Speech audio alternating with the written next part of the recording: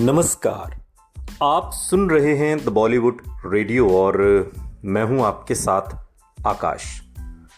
दोस्तों, आज किस्सा राजेश खन्ना और उनकी आखिरी गर्लफ्रेंड अनीता आडवाणी का। जब फिल्म इंडस्ट्री किसी कलाकार को लाइफ टाइम अचीवमेंट अवार्ड देने का फैसला करती है तो आमतौर पर इसका मतलब होता है कि वो कलाकार अपनी पारी खेल चुका। राजेश खन्ना को भी साल 2005 में film fair life time achievement award से नवाजा गया। अवार्ड फंक्शन से कुछ दिन पहले फिल्म फेयर की मैनेजिंग एडिटर मीरा जोशी राजेश खन्ना से पूछने गईं कि क्या वो अपनी ट्रॉफी कबूल करने के लिए अवार्ड फंक्शन में मौजूद होंगे। राजेश खन्ना ने हामी भरी, लेकिन मीरा से फंक्शन के कुछ एक्स्ट्रा पास की गुजारिश भी की। हालांकि उन्होंने एक्स्ट्रा पास मांगे थे, लेकिन जब वो फंक्शन में पहुंचे तो उनके साथ कोई भी नहीं था। वो अपने कामयाब दौर की परछाई भर रह गए थे। जून 2006 में त्रिनिदाद में भारतीय मूल के लोगों ने भी राजेश खन्ना और जीनत अमान को हिंदी सिनेमा में उनके योगदान के लिए लाइफ टाइम अचीवमेंट अवार्ड से सम्मानित किया। वरिष्ठ फिल्म पत्रकार मीना अय्यर इस अवार्ड फंक्शन को कवर करने गई थी। मीना बताती हैं कि अवार्ड फंक्शन के बाद त्रिनिदाद से लंदन की फ्लाइट के लिए बिजनेस क्लास में हमारी सीट साथ साथ थी। वो घंटों तक पुराने दिनों का जिक्र करते रहे, मुझे किस्से सुनाते रहे। अपने दिमाग में वो अब भी सुपरस्टार थे। उन दिनों राजेश खन्ना के लिए समय अच्छा नहीं चल रहा था। उन दिनों इनकम टैक्स की परेशानी के चलते राजेश खन्ना को अपना बंगला कुछ समय के लिए छोड़ना पड़ा था।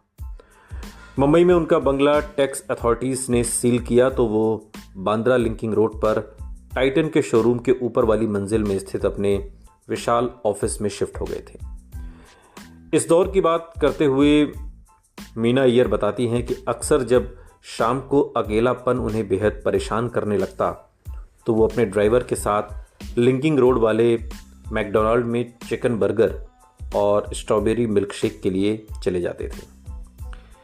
वहाँ पर अपने पुराने दिनों को याद करते और इस दौरान पुराने सुपरस्टार को देखकर कई लोग मुस्कुरा देते थे तो कुछ पुराने फैन उनके ऑटोग्राफ मांगते थे।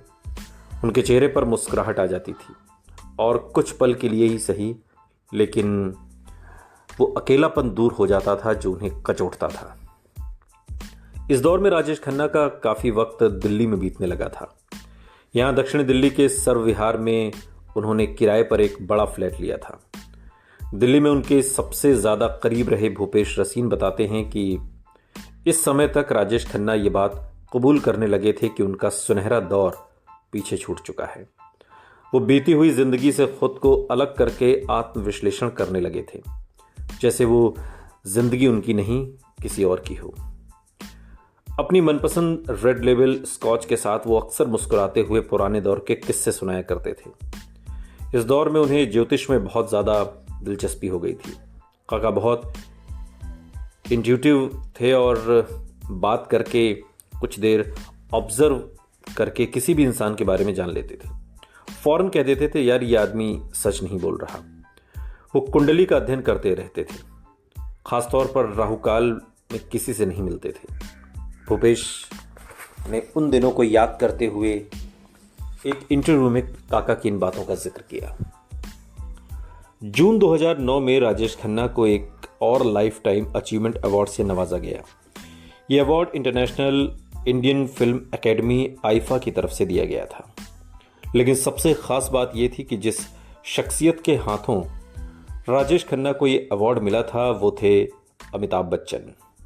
जिस पल अमिताभ ने ट्रॉफी राजेश खन्ना के हाथ में सौंपी, वहां मौजूद फिल्म इंडस्ट्री की जानी मानी हस्तियों ने हिंदी सिनेमा के पहले सुपरस्टार को स्टैंडिंग ओवेशन दिया। 66 साल के राजेश खन्ना ने बेहद जज्बाती होकर कहा कि यह अवार्ड उन्हें 180 फिल्मों और 49 साल की मेहनत के बाद मिला है।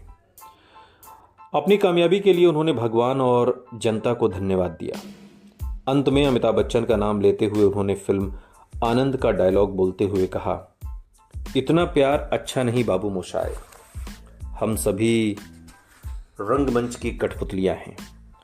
और इतना सुनते ही पूरा ऑडिटोरियम तालियों से गूंज उठा।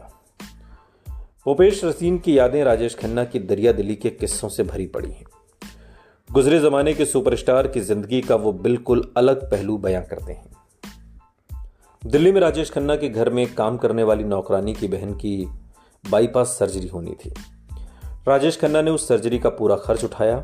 सर्जरी के बाद जब उन्होंने डॉक्टर से बात की तो पता चला कि वो महिला 3 महीने तक काम नहीं कर सकती। राजेश खन्ना ये सुनकर वापस घर लौट आए, लेकिन वो परेशान थे। भूपेश उस दिन को याद करते हुए बताते हैं कि आधी रात का वक्त था, मैं सो चुका था और तभी काका जी का फोन आया। वो बोले, भूपेश जिप्सी निकाल, और इतना कहकर फोन काट दिया। मैं हैरान था, वो जिप्सी आमतौर पर चुनाव प्रचार के समय ही निकलती थी। खैर, मैंने किसी तरह जिप्सी निकाली और उसे लेकर काका जी के घर पहुंचा। आधी रात को काका जी कुर्ता पैजामा पहने घर से बाहर निकले और बोले, सोनू जनरल स्टोर को फ़ोन करो और बोलो कि 6 महीने के राशन को बड़े बड़े डिब्बों और जार में पैक करके रखे, पूरा राशन। मैंने कहा, काका जी सुबह कर लेंगे? वो बोले, नहीं, अभी इसी वक्त। काका जी का ये था कि बस दिमाग में आ जाए तो वो चीज़ कल के लिए नहीं डालनी, अभी तुरंत चाहिए। आधी रात को 6 महीने के राशन का पूरा सामान अपनी जिप्सी में लदवा कर राजेश खन्ना भूपेश के साथ सीधे दिल्ली की लोधी कॉलोनी के पास बनी झुग्गियों में पहुंच गए। यहाँ उस नौकरानी का घर था। आधी रात को सारा राशन उसके घर पहुंचा दिया। भूपेश आज भी वो रात याद करके मुस्कुरा उठते हैं। कहते हैं कि मैं देखकर उन्हें हैरान था। इसके बाद घर लौटते समय काका जी कुछ नहीं बोले, मगर उनके चेहरे पर अजीब सी मुस्कान थी। दरअसल वो अंदर से बहुत खुश थे। भूपेश बताते हैं कि ये कोई अकेला वाकया नहीं था। अपने स्टाफ में काम करने वाले लोगों के बच्चों की पढ़ाई से लेकर बेटियों की शादी करने की पूरी जिम्मेदारी राजेश खन्ना ने अपने कंधों पर उठा ली थी। पैसों की फिक्र कभी नहीं की। खुले दिल के आदमी थे। आखिरी सांस तक दिल से सुपरस्टार रहे। भूपेश की बात सुनकर प्रशांत कुमार का एक किस्सा वाकया याद आता है। एक कार डीलर आशीर्वाद में राजेश खन्ना को नए मॉडल की कार दिखाने लाया, और जब वो जाने लगा तो प्रशांत ने उससे पूछा कि वो गाड़ी पर क्या डिस्काउंट दे रहा है। और ये सुनते ही राजेश खन्ना ने प्रशांत को अंदर बुलाया और डांटते हुए कहा, अगर कार खरीदनी है तो पूरी कीमत पर खरीदो, वरना मत खरीदो। राजेश खन्ना कभी डिस्काउंट नहीं लेते थे। प्रशांत ने ये बात याद करते हुए आज भी उनको हंसी आ जाती है। राजेश खन्ना पर बात करते हुए सलीम खान बताते हैं कि लोग किसी भी इंसान के साथ हुए अपने अनुभव को पैमाना मानकर उसका आकलन करते हैं। अगर किसी इंसान के साथ आपका अनुभव अच्छा है तो आप उसे अच्छा कहेंगे, वो अच्छा इंसान है। अगर अनुभव बुरा है तो वो इंसान आपके लिए बुरा भी हो जाता है। वो अपनी जिंदगी में लोगों को इस आधार पर जज करते हैं कि अपने स्टाफ जैसे नौकर या ड्राइवर के साथ उसका बर्ताव कैसा है। राजेश खन्ना ने अपने घर और दफ्तर में काम करने वालों की हर कदम पर बहुत मदद की। इस बात की तस्दीक उनके पुराने वफादार स्टाफ के लोग प्रशांत कुमार रॉय, ड्राइवर कबीर और उनसे जुड़े कुछ मेकअप मैन और स्पॉट बॉयज भी करते हैं। आज भी राजेश खन्ना के दीवाने फैंस की तादाद बहुत ज़्यादा है। जिम्बाब्वे में पली बढ़ी ग्रेटा हिंदी फिल्मों की बहुत शौकीन है।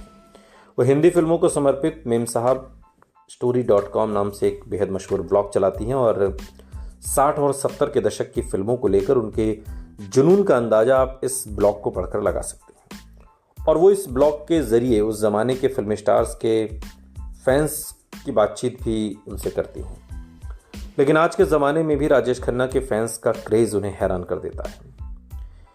ये मेरा अनुभव रहा कि राजेश खन्ना के फ़ैन किसी भी दूसरे स्टार्स के फैंस से थोड़े ज़्यादा जुनूनी हैं। हर स्टार के चाहने वाले होते हैं, लेकिन जिस तरह राजेश खन्ना के फैंस उन्हें महान मानते हैं वो मुझे हैरान कर देता है। वो उनकी आलोचना को लेकर काफ़ी संवेदनशील हैं और उनका बहुत बचाव करते हैं। लेकिन ये आम परसेप्शन है कि हिंदी सिनेमा ने उन्हें उनके योगदान के लिए वो तारीफ कभी नहीं की जिसके वो हकदार हैं। ये परसेप्शन पूरी तरह से गलत नहीं है। भूपेश के बेटे हर्ष रसीन फिल्म डायरेक्टर बनने का सपना संजोए बंबई आए। संघर्ष के शुरुआती दौर में राजेश खन्ना ने उन्हें आशीर्वाद में अपने साथ रखा। करीब 2 साल 2009 से 2011 तक। राजेश खन्ना के साथ रहकर हर्ष को उनके साथ कई बेहतरीन पल गुजारने का मौका मिला। हर्ष एक दिलचस्प बात बताते हैं। राजेश खन्ना के घर में एक मिनी थिएटर था जहां उन्होंने एक शाम हर्ष के लिए अपनी यादगार फिल्म अमर प्रेम की स्क्रीनिंग रखी। हर्ष याद करते हैं कि वो मेरे लिए बेहद यादगार पल थे जब मैं सुपरस्टार राजेश खन्ना के साथ बैठकर उनकी सबसे बेहतरीन परफॉर्मेंस देख रहा था। वो मुझे उसकी शूटिंग के समय की बातें बता रहे थे। फिल्म के शुरुआती 1 घंटे तक तो वो बीच बीच में बोलते रहे और फिर न जाने कहाँ खो गए, शायद पुराने दिनों की याद में। फिर कुछ देर बाद वो अचानक मुस्कुराए और खुद से बोले, वाह राजेश खन्ना वाह, तो क्या कर गया, ये मास्टरपीस है, क्या एक्टिंग की है तूने, वाह वाह। जब हर्ष ये बातों को बताते हैं तो वो राजेश खन्ना के घर में 2 साल रहे, तो वो ये भी कहते हैं कि अनीता आडवाणी का किस्सा दरअसल वो सुनाते हैं, जो विवाद भी रहा। और अनीता आडवाणी के साथ राजेश खन्ना का रिश्ता उनकी मौत के बाद बेहद चर्चा में रहा था। अनीता दावा करती थी कि वो राजेश खन्ना की आखिरी प्रेमिका हैं और राजेश खन्ना के साथ आशीर्वाद में कई साल तक लिव इन रिलेशनशिप में थी। अनीता आडवाणी जयपुर से ताल्लुक़ रखती हैं, लेकिन सालों से मुंबई के बांद्रा में रहती हैं। वो खुद को फिलीपींस के एक पूर्व राष्ट्रपति फर्डिनेंड मार्केस की भांजी भी बताती हैं। राजेश खन्ना की मौत के बाद एबीपी न्यूज़ को दिए एक इंटरव्यू में अनीता कहती हैं कि मैं खुद को राजेश खन्ना की सरोगेट वाइफ कहती हूँ। मैं उनके साथ आशीर्वाद में 8 साल तक रही हूँ। इस दौरान मैंने उनकी देखभाल उसी तरह से की जैसे पत्नी करती है। अनीता ने उन लोगों पर भी सवाल उठाए जो राजेश खन्ना के करीबी होने का दावा करते हैं। अनीता ने कहा कि उस समय वो लोग कहाँ थे जब राजेश खन्ना अकेलेपन और डिप्रेशन से जूझ रहे थे। अनीता दावा करती हैं कि जब राजेश खन्ना की बीमारी की शुरुआत हुई थी तो उनका ध्यान रखने वाली वही थी। वही उनके मेडिकल टेस्ट करवाती थी, उन्हें डॉक्टर के पास ले जाती थी। वो कहती हैं कि मैंने उनके लिए करवा चौथ का व्रत रखा, मुझे और क्या सबूत देना पड़ेगा, जज्बाती होकर अपने इस इंटरव्यू में अनीता आडवाणी ने कहा। अनीता आडवाणी के ऐसे दावों ने राजेश खन्ना की मौत के समय बड़ा हंगामा खड़ा किया, लेकिन डिंपल या उनकी बेटियों ने इस बारे में मीडिया से कोई बात नहीं की। 2013 में अपनी एक फिल्म के प्रमोशन के सिलसिले में पत्रकारों से बात करने आई डिंपल कपाड़िया ने पहले ही साफ कर दिया, मैं अनीता आडवाणी के बारे में कोई बात नहीं करूंगी। आशीर्वाद में सालों तक रहने के अनीता आडवाणी के दावे पर हर्ष रसीन कहते हैं कि मैंने अनीता आडवाणी को आशीर्वाद में कई बार देखा है। वो काका जी की दोस्त थीं और अक्सर आशीर्वाद में आती थीं, लेकिन मैंने उन्हें एक रात के लिए भी आशीर्वाद में रुकते हुए नहीं देखा। वो यहाँ कभी नहीं रहीं। दोनों के बीच कोई लिव इन रिलेशनशिप जैसी कोई बात नहीं थी। राजेश खन्ना की मौत से कई महीने पहले भी अनीता आडवाणी खबरों में आई थीं। मिड डे अखबार में अनीता आडवाणी के साथ राजेश खन्ना की कुछ तस्वीरें छपी थीं और इन तस्वीरों के साथ अनीता का बयान भी था। ये मेरा सौभाग्य है कि मैं उनके बहुत बहुत करीब हूँ। वो बहुत ही इंटेलिजेंट और रोमांटिक शख्स हैं। हम साथ वक्त बिताते हैं, हम घर पर भी साथ रहते हैं, हम डिनर के लिए बाहर जाते हैं और डिनर के बाद ड्राइव पर भी।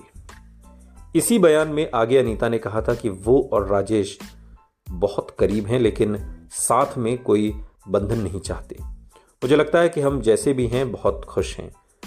हम एक बेहद खास पवित्र रिश्ता है हमारे बीच और मैं इसको संजो कर रखना चाहती हूँ।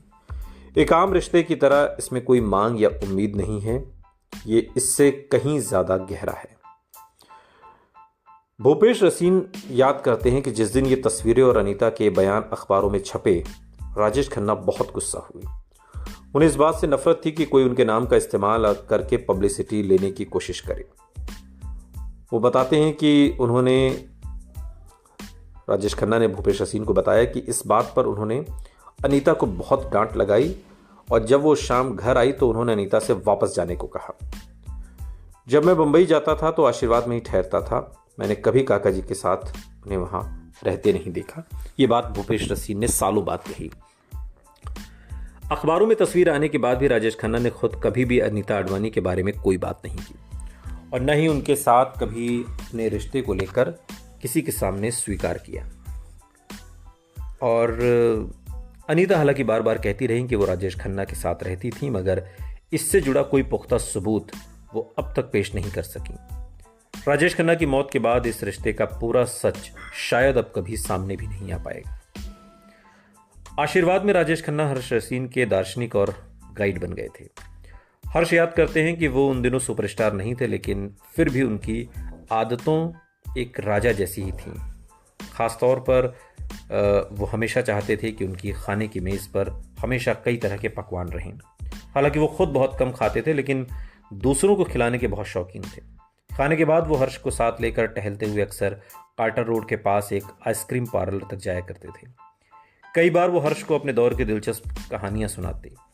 आइसक्रीम पार्लर से लौटते हुए एक बार वो अपने अतीत की यादों में खो गए और उन्होंने हर्ष से कहा, जानते हो हर्ष, जिस रोड पर हम इस वक्त चल रहे हैं, एक वक्त ये मेरे फैंस से भरी रहती थी।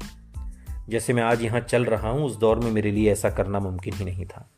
वो भी एक दौर है, वो भी एक दौर था, ये भी एक दौर है। सुनते रहिए द बॉलीवुड रेडियो, सुनता है सारा इंडिया।